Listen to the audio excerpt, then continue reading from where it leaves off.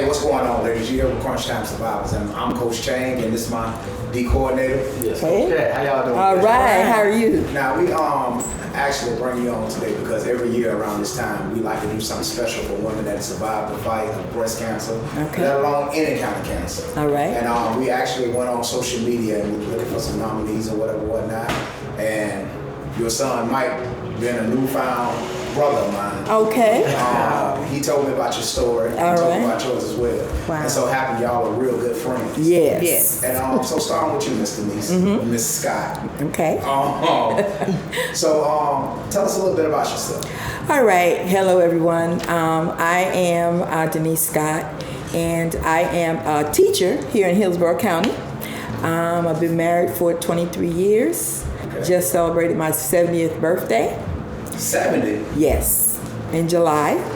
Wow. Yes, and Michael, of course, is my son. I have another son, Nate, and my two bonus children from my husband, Kenya and boy, name does escape me. What's his name, honey? Antoine. Thank you. Thank you. And all of these wonderful grandchildren I have 11 total. Been teaching for about 25 years, a little over that. And I am a 39-year survivor. Wow. Let's give a little hand for that. Ms. Watson, tell us about yourself. Hi, everyone. My name is Celicia Watson.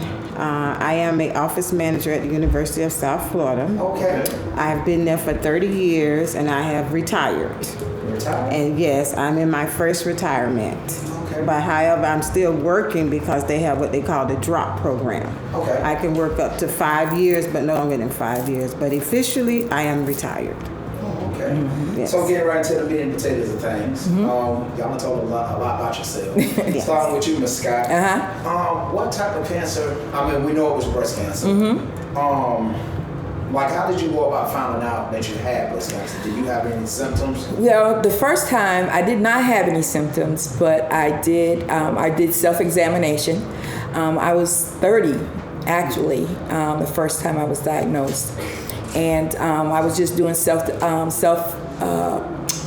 examination, and I found a little small lump. Didn't think anything about it. But back in the 80s, when I was diagnosed, you really didn't hear a whole lot about breast cancer, not for African American women anyway. And so I decided I was going to go to the doctor, have an exam, and my primary care physician did an examination, and he said, I'm going to send you to a specialist to have further investigation for it. And he did. And when I went, I was very nervous, didn't know what to expect. And the surgeon at the time, funny name, Dr. Dragon was his name. I'll never forget his name. He said, well, we're going to do a needle aspiration. And that's when they aspirate the lump. And he said, and if it comes back that you have cancer, we're going to have to do immediate surgery. And of course, that was a scary time because my mom passed away very early when I was 20. Wow. So I didn't have anyone really to talk to about the fear, what to expect, or anything like that. And so I went through surgery. I had 10 rounds of chemo, and thank God that after that I was cancer-free up until like 29 years later to the day. Wow. That I was diagnosed the first time. And then the second time I did find another lump, and went to the doctor, and I had a female doctor, and she immediately said, well, we're going to do some, further examination. And I had already knew what it was. I mean, just from the first time experience, I knew what it was. And I had already made up my mind what was going to happen. And she started crying when she told me. I said, you don't even have to cry. It's going to be okay. And I went through surgery a second time. But I didn't have to have any treatment. I had to be on a pill for 5 years after the surgery. All right, so you found out you was diagnosed. And you say you were how old again? 30, the first time. The first time you were 30? Yes. So that means your kids were teenagers? They weren't quite teenagers. They weren't no, they were not. Nate was probably about 8, 9. Mike was probably about 5. He was 5 or 6. So your mindset, did you know how serious it was? Did you know it was like Life-threatening? life-threatening? Cancer always puts that in your mind. Yes, The ma'am. word cancer itself always puts like, oh, this is very serious. I knew my mother died of cancer. So, and my sister was 8 years old. My little sister, she was 8 years old when my mom died. So, of course, that was in the back of my mind. Lord, who's going to take care of my children if something happens to me? And so, but they were soldiers. I was able to talk to them and give them insight. And even at that young age, they understood that mom was sick. Because when I had chemo, man, that was a rough period. Rough. It's nothing like it is now. I mean, I was sick from the time I took it to the time I would go on Friday, go to work, come home, go to the doctor on Fridays. I would be sick the whole weekend, and then I would go back to work on Monday. So it was very hard. And then when my hair came out, that was another traumatic situation. My little sister actually took care of me. Charlene, she was probably in her early 20s. And she was brushing my hair one day, and she stopped talking to me. And I was like, what's the matter with you? And I looked down, and there was a big clump of hair on the floor. And I wasn't prepared for that at all. So it was traumatic. So It was imagine traumatic. this, Miss Scott, with all of that, because you say you lost your mother when she was just 20. How much did that help prepare you for what you were going through? It didn't really help prepare me at all, because when my mother passed in 1974, they did not talk about what my mother had. We just thought it was brain cancer. We knew she was sick. We found out that it was cancer, but we don't know where it started. So just the word cancer itself meant to me finality of life. So I didn't, like I said, I didn't have anybody really to talk to, so that was an inward struggle that I had to deal with, because my father wasn't really around a lot. And when my mother died, I remember him taking it very, very hard. And then he had these little children to raise afterward, but then I stepped in and became a mom to them before I was sick. And then when I got sick, my sister, Charlene, who was living with me, took care of me. So it didn't really prepare me at all. Just knowing that I had this disease that could kill me at an early age, to leave 2 young boys behind, was devastating. Yeah. So Ms. Watson, that's the reason why you're here today. And like, once I got a hold of her story, and then I heard that you two were real good friends. Yes. Tell us a little bit about your experience and how you found out that you were before your diagnosis. Well, my experience was a little different, because June of 2020, I had went and had a mammogram. Okay. And they told me everything was fine. And so July of, let me go back. The end of June of 2020, I was sitting at my computer desk because we was in the pandemic. And so as I was sitting there, I reached for my mouse. And as I reached for the mouse to do something on the computer, I felt a sharp pain. And so I was like, wow, that was weird. I ain't been doing nothing. I ain't lifted nothing or anything. And so I examined myself, and I found a lump. And so within like a couple of days, I called the doctor. And back then they was trying to do everything, tell a doctor or whatever you want to call it. And I told her, I said, no, I need to come in for you to feel what I feel, because I can sit here in front of the computer and feel it again, and I'm going to feel the same thing. But I need for you to feel it, to tell me what you think it is. And so eventually she made an appointment for me. When I went in, she told me, oh, you just got an infection or whatever, take these antibiotics and it'll go away. It didn't go away. So now we get into like the 28th or the 29th of June, and it still did not go away. So she said, well, we're going to get you, do an ultrasound, do all this stuff. They still found nothing. So she said, well, we're going to do a biopsy. So we went and got a biopsy done, and like, I think it was July the 1st. When she called me, and she was like, I need to talk to you. And I was like, okay. She was like, are you driving? Blah, blah, blah. And I was like, yeah, I'm driving. She was like, are you by yourself? I was like, what is it, that you need to tell me? And she said, well, I just want to let you know you have cancer. And I was like, no, I don't. She was like, yes, you do. I was like, no, I don't. So immediately I put my car in reverse and I drove to Denise's house. And I told her, I said, you got to talk to this doctor because this doctor telling me I got cancer and I don't want to hear that. Yeah. So I literally gave her the phone and let her and the doctor converse.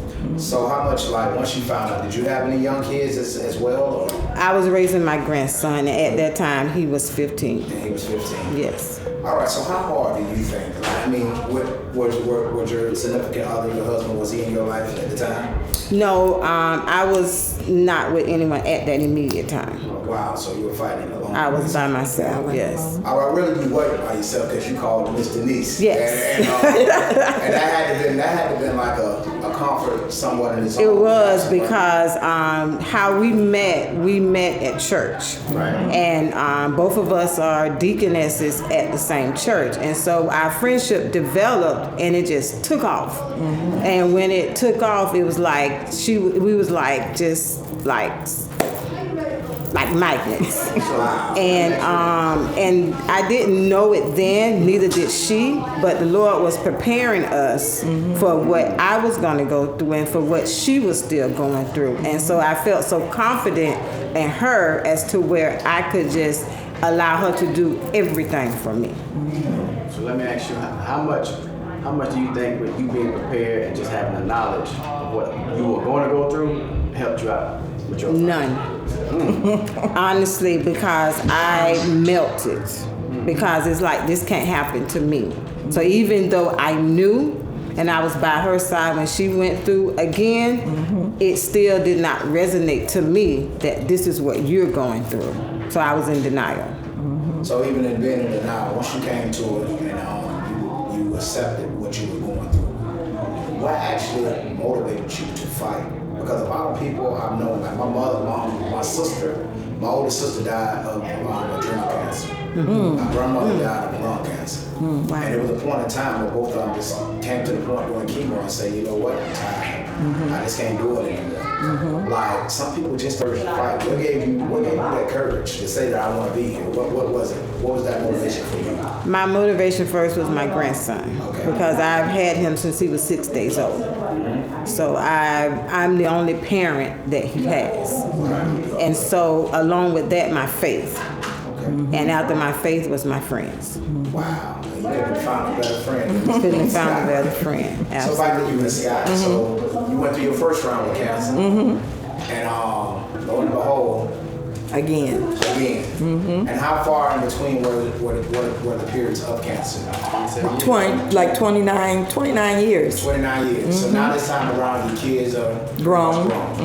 And now, you know. Oh, that was traumatic for them. Yeah.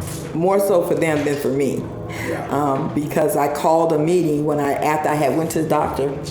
I called a meeting with both of them and one of my cousin, and I told her first, and because she came over and I told her we went to a restaurant, we sat down.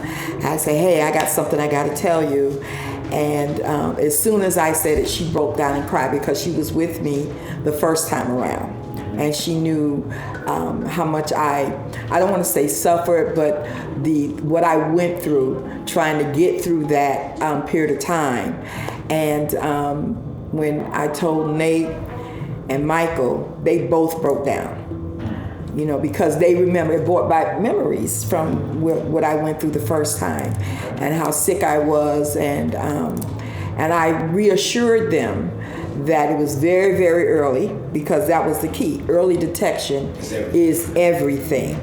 And so I had already prepared my husband and told him, and he was very supportive.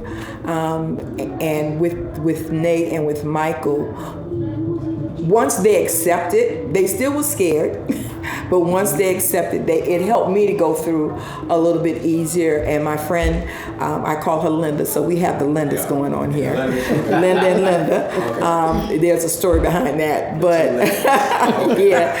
But she was right there with me when I went through surgery, when I went to the doctor. So again, as she said, God was preparing us. And like I feel that he put me through this so that I can be an encourager to someone else, not knowing it was going to be her and any other woman that comes along in my life, but mostly for her because, like she said, she melted. And I had to go to her house several times and fight with her to do what the doctors told her to do. I hear that. And That's what friends she would call me screaming. I was like, I drop everything, go over, okay, say, we're going to fight this together. You're not in this by yourself. And there's a saying that says, sisters don't let sisters fight alone. And so that's what she is to me. She is my sister, because I've lost three other sisters, two from cancer and one from another illness, but she has been with me through every single step of my losses. And when I lost my brother, she was there. So it's just like God puts people together in your life for his glory, but also to help them go through the battle. Now she's able, I pray, to help she's fine now that she can help another woman fight. Wow. So that's what we're in here. We're girls fighting. We're fighters, and so we work together. You know, Reach one to teach one. Yeah, that's what we do. That's what we do. In a lot of situations, they say that behind every fighter, there's a great trainer, somebody that's in their corner. Mm-hmm. How did your husband take this whole process going through this? Because I'm knowing as men, we may seem strong, but behind them closed doors, we cry in that pillow, especially about the one we love. He was absolutely amazing. When I got home from the hospital, he had to be the one to change the bandages and drain the drainer and fix the food and keep me comfortable. And he would get up early before he had to go to work to get me breakfast, bring it back home. I had everything I needed. And then we had another friend, Miss Gloria. She was a nurse, and she would come by and she would encourage him and she would encourage me. So my husband was absolutely wonderful. I mean, even after I had the surgery and couldn't even bathe myself, he was the one that, what we call the sponge bath, the bird bath, he did it. And we laughed. I laughed about it. I said, that's why you can't go nowhere, because you're the only one that can bathe me. So he was absolutely wonderful. And I don't think I really could have gone through it the second time without his strength and his encouragement and just being there for me, because he already got a woman that had already had breast cancer previously. Wow. Okay, if he married me years later and had to go through it again with me, I'm just blessed beyond measure. And one of my friends nominated him for Real Men Wear Pink. Yeah, okay. And he was honored at few years ago with that honor. And I tell you, God, he's a godsend. Man. I'm really happy to hear that, because I know some days prior to that, you used to look at him and say, something, boy, if you don't, sometimes I just want to bust you in your head. Look behind. And look behind. Yeah. We may not being great don't have nothing to do with being perfect. Right. We may not be perfect as men, but it's some of us out here that's gonna fight all Oh the time. Absolutely. I'm honored to say I'm glad that y'all have a support system. Yes. I'm glad of that. Absolutely. And like I say, each year we actually do this, and to be able to talk to women that and how I hate to actually take 10 years off and we'll let people figure it out. How you 27? Now, what I look like? You don't look your age. Now you don't look your age. I promise you that. And I'm gonna get to that man keeping y'all young. Y'all great for y'all age. I know y'all pretty much make up for them. Y'all gotta stay young for them now. Yes. You hear me? Yeah. They got some trophy pieces, man. Yeah. I'm proud of them in this single life. And Yes. like I say, it takes teamwork. Yes, absolutely. So what would be your advice to any woman that may be going through something that you went through already? My advice to them would be to stay true to yourself, because that's what I had to eventually do after I went through the fighting, after I went through the denial, after I went through the anger. I found the strength within myself to want to save myself, because if you don't have that mindset to want to do it, no matter who's in your corner, no matter who's around you, no matter who can pour into you. But if you don't come to the realization that this is what you want to do for you, then you're not going to make it. So my advice to anyone else is to stay true to yourself. And Keep a believe positive, in yourself. Keep a positive mindset. Yes. It's all about being positive and believing that you can make it. Yes. Because I've had friends and we've known women that have walked this walk and they didn't make it because, like you said, they got tired. You can't give up. You can't fight. You have to find that reason deep down within yourself to want to live. Okay. So You got to go in the trenches. When you're doing that, is it you feel like the fight was more mental or physical for you? For me, it was more mental. It wasn't really physical. It was thinking about somebody else besides me. I am Celicia Watson. And I am Denise Scott. And we are real Crunchtime survivors. Stop playing. Yes, sir. Hey, y'all the first people ever got that on the first time. One take. All right. One take. All right. Hey, we really want to thank you for coming out today, Miss Scott and Miss Watson, and we want to bless you with a token of appreciation. Fellas, please hand that to them. Just know y'all enjoy it. Power beat. Yes, thank you.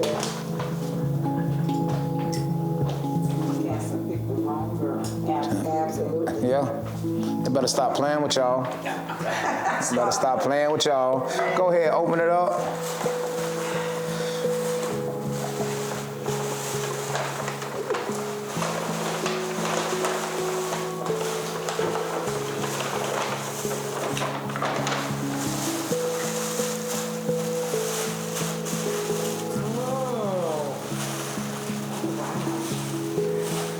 Beautiful.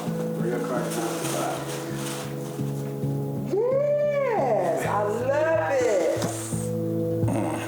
It's very nice. Thank you. All right. Thank you so much. It's beautiful. Okay. Thank That's a gift card in there as well.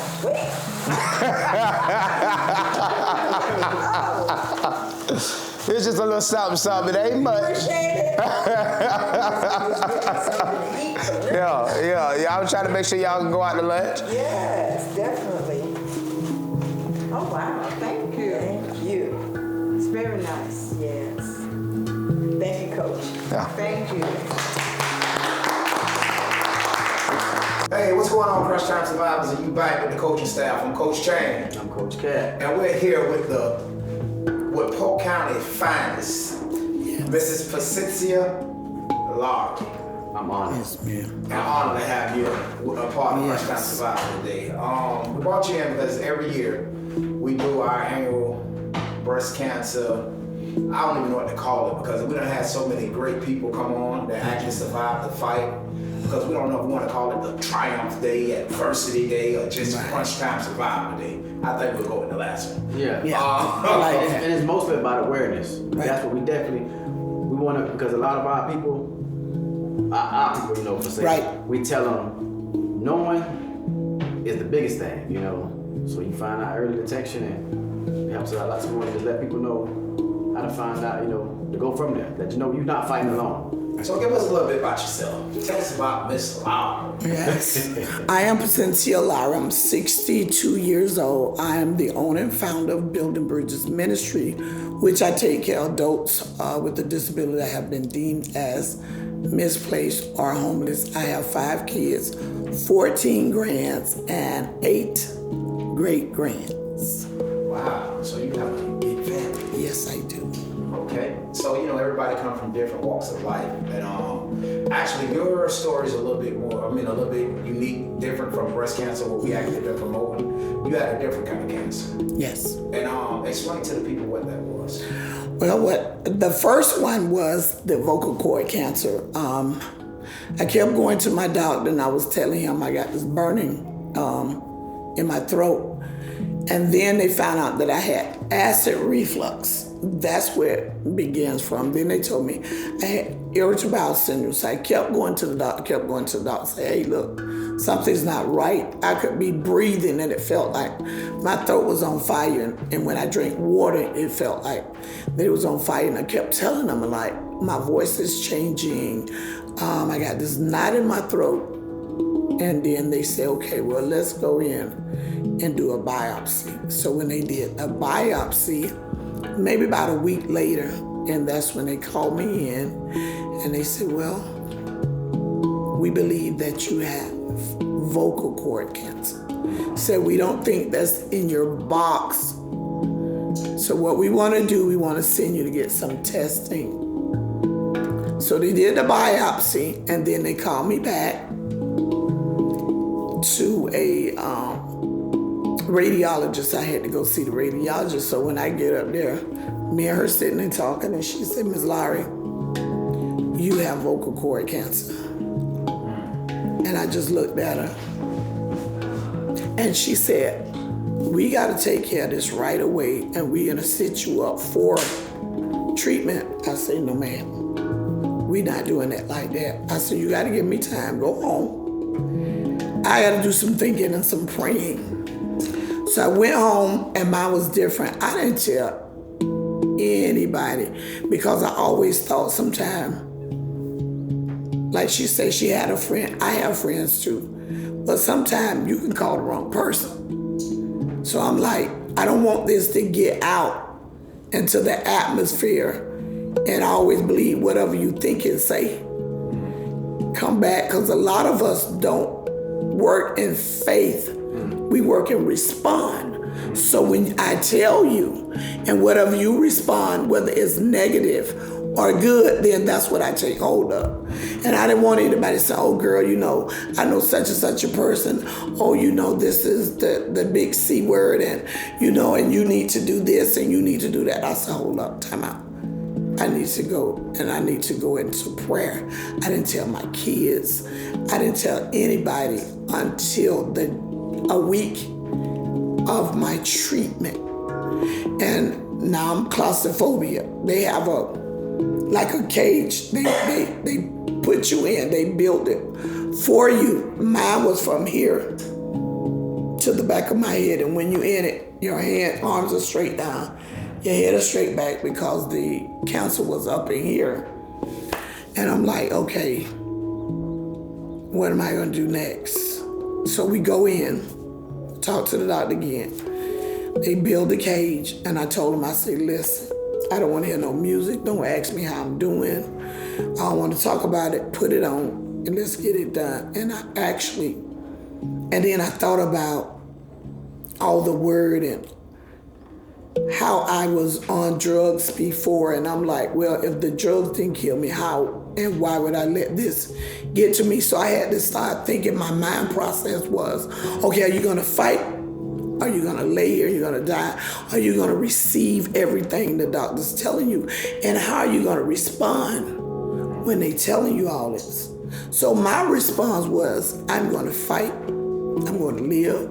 And I started talking to the devil like, okay, if you didn't get me when I was on drugs, alcohol, crack cocaine, there's no way now that I'm serving God that you're gonna come and just take my life. And I said, I know the reason that you attacked my vocal cord, because I love helping, I love giving, mentoring, I love kids, and I just love people.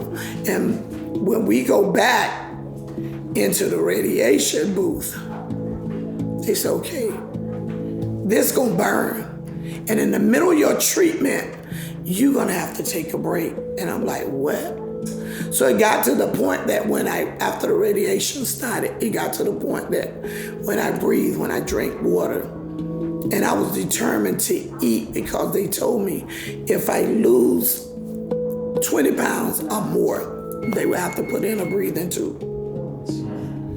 I told them no. I said, where's the paper? We're not going to do that. So it's still your response of when they tell you.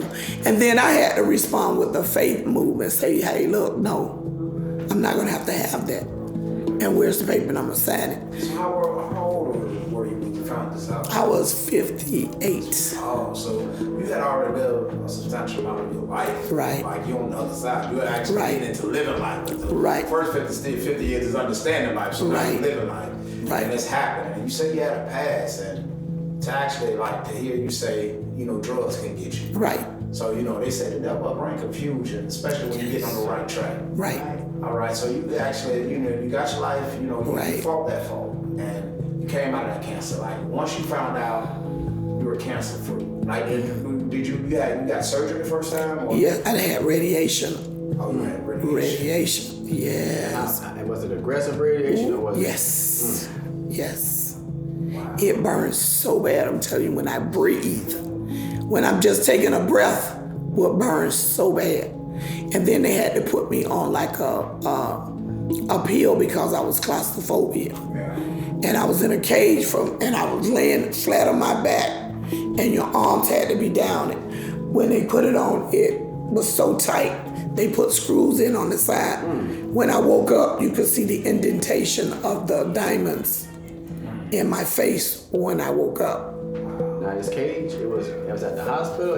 No, at the hospital because that's to hold you down so you won't move, and the radiation would target that wherever they had that piece at, so that you could not move. And then I'm like, and then he even tried to come in and sneak in my mind. And then I'm like, okay. And I thought, that's why it's good to know the word and know God in your heart before these things happen.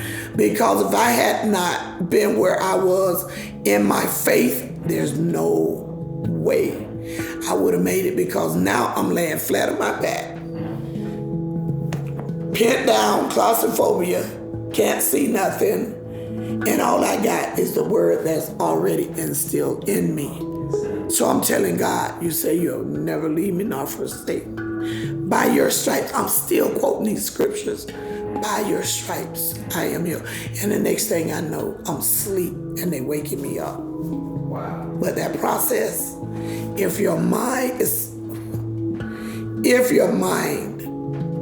you can't go into cancer drinking milk. You got to be a meat eater. Because if you go drinking milk, that devil gonna whoop. He gonna whoop the life out of you. And I kept telling God what he had already bought me through the drugs, the alcohol, the crack cocaine. Don't have no AIDS, no syphilis, didn't die. And I'm looking at others dying from AIDS, from syphilis, that I know that I was with. So we have to remind God of who he was and what he's already done.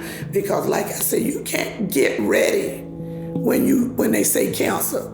You got to be already knowing God, but knowing you got to have a relationship with him, because if you don't. So now you come out of that situation and the doctor come back to you and he tell you you're cancer free. Yes. One of the best days of your life. Best days of my One of the life. best feelings of your life. Best feeling of my life. How long was the radiation that you went through? I took 68 treatments. Over how long of a course was that? 68 treatments. I didn't even count it. Every day now. Every day. Every day. By the time I get home and get my strength, it's time to go again at 2:30. Wow. Every day. The doctor come in the office and say, Mr. Hart, you're cancer free. You're cancer free. And you say, thank you, Lord. Thank you, Lord. So now you're on the other side of cancer. I'm on the life. side. And life done got better. Now you're in your mission. You're in your mission. And then you come across each other. I actually met you at a game night. Thank you, God. Thank you. Friend house. Yes. And, we were having fun. And right. Been talking to you for a while. Right. And you was lifing. You was yes. helping people. Yes. And, yes. Never stopped. Ministry. Never stopped. Right. Never stopped. And then I don't hear from you. And then I'm like, hey, what's going on? And you was like, well, I had another battle with cancer. Right. And tell us about it. What was it this time? Okay. But I went right out of that into coronavirus, straight out of coronavirus into thyroid cancer. Mm-hmm. So 3 years prior to that,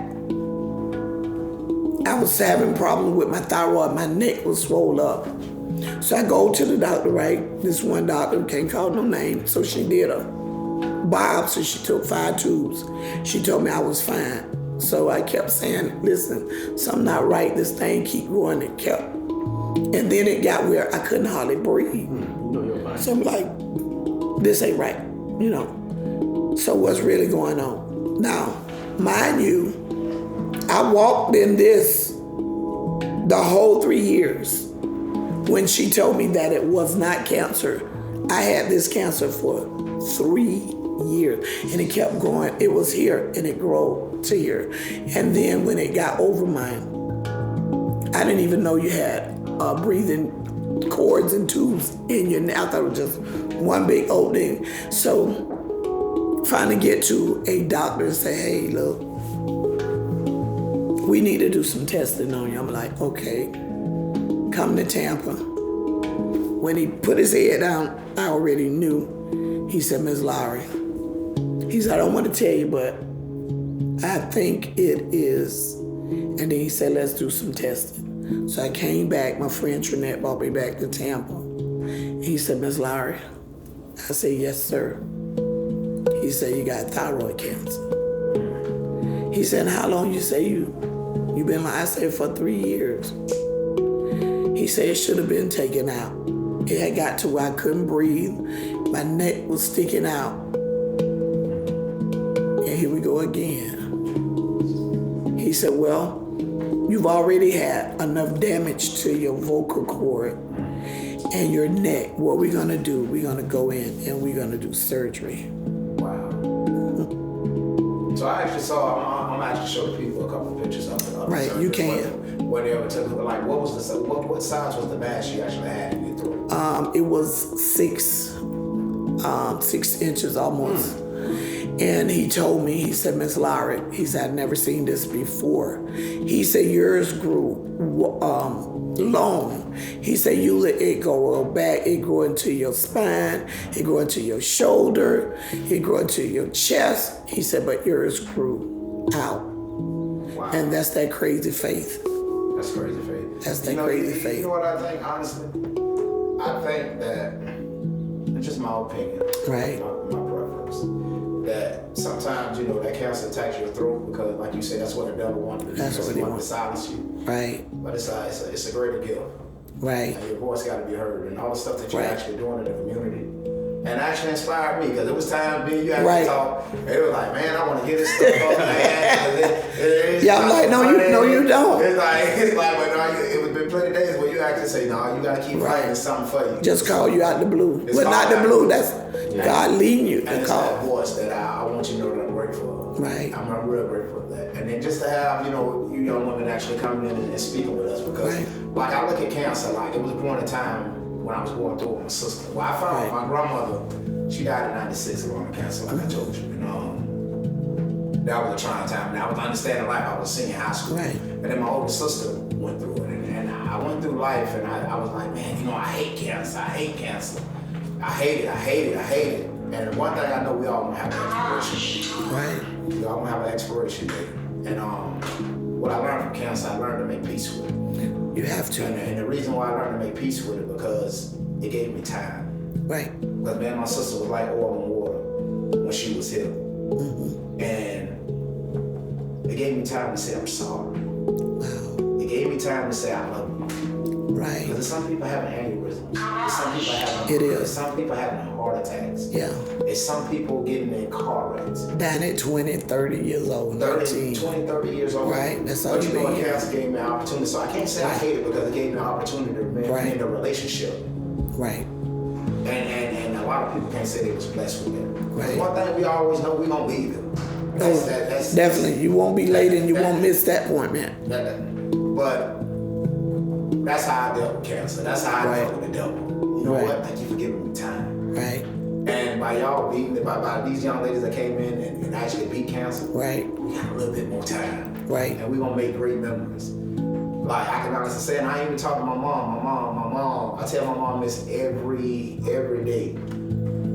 When it's my time to go or when it's your time to go, I can tell the world I had a mom. Right. And I know your sons, I know your daughters, I know they feel Yes. that way. And I know Mike can feel that. Yes. And I know, old men to this day, I know guys in their 60s and 70s, and they lost their mom. My best friend lost his mom, and he can say, I had a mom. Right. So cancer, we don't hate you. Cancer, we don't. And if that's the way we gotta go out here, we gonna appreciate time, we gonna get to fight. Right. Or we gonna spend that time loving on each other, and we'll see each other on the other side. It does bring people together. Yeah, it does. It does. So, hopefully we got find cures for it and we prolong life. But for you to be in your 60s and to get to your 60s and 70s in this day and time, our pastor told me that's the overflow. Yeah, once you get to that age, it is. I see it there. And if you're in the overflow, you're gonna enjoy life. Right. You're gonna enjoy life. Right. And then I always say, and I tell God, I say, you say that my latter years will be greater than my former years. I can live. I'm still paying bills. I want to be where I ain't got to pay no bills. I can say, hey, what Crunchtime survivors doing? Y'all come on here to Hawaii. I got you. Yeah. We still can do that. I ain't live yet. They might take a couple of paychecks. Yeah. Right. I'm going to be able to have you. If he say my latter years is greater than my former years, I'm looking to be a millionaire in 2028. Think about what you did. I'll be here. You went through everything you went through. Everything. And you could have did easy, I'm going to give up, I'm not going to do it. That's right. Not only did you teach your family, you taught all of us. Right. Because I remember we coming, you was going through your whole battle. I was. You brought your grandson. And you couldn't tell it. And you was in there, you was still smiling. Right. You still raising a great young man like your whole family, so everybody look up to you. Right. You're inspiration for everybody. So when the devil tried to silence you. Right. And one thing about that cancer, we don't see that cancer oh my God. attack educators, we don't see it attack.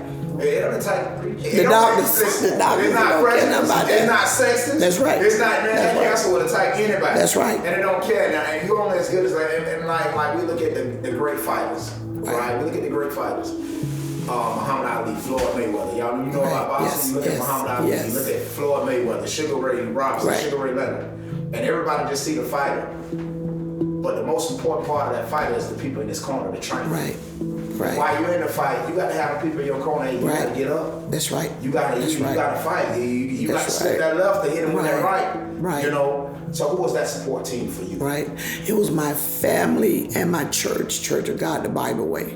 I had a tremendous.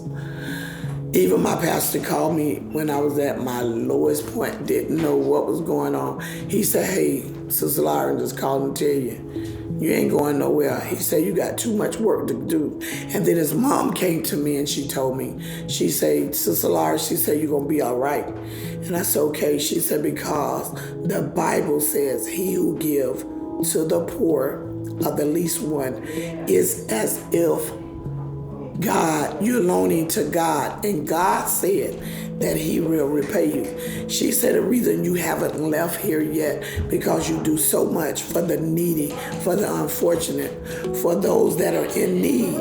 And God said you loaning to him. He said he gonna pay you. So that could be my pay, me still being here. And that's the way I look at it. So I go even harder in my community. I said, well, that's what's keeping me here. I got a lot of work to do. And you teach the community. Yes. They're proud of you. I'm proud of the you. homeless. Yeah.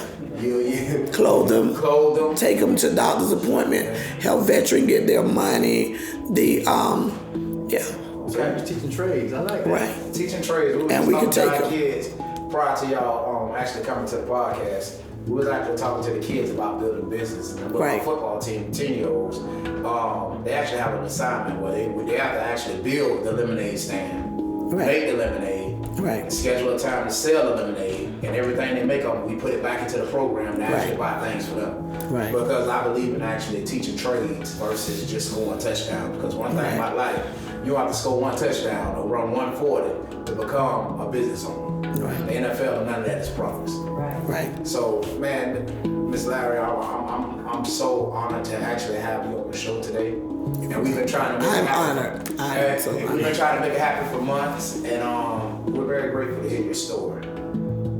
I'm honored to be here. Now that's like people say, how you doing?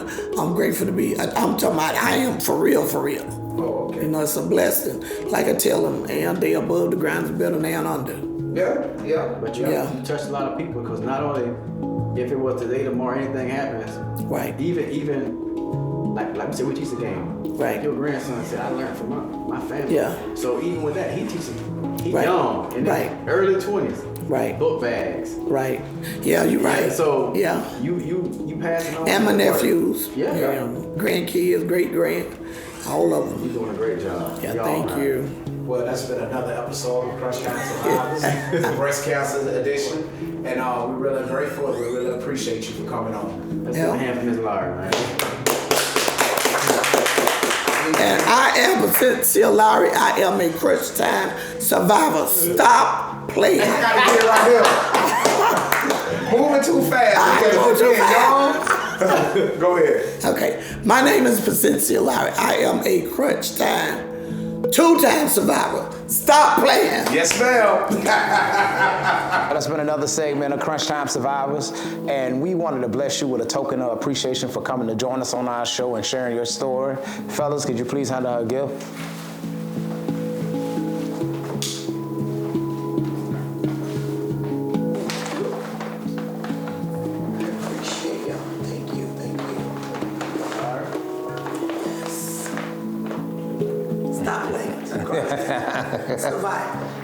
Yes, ma'am.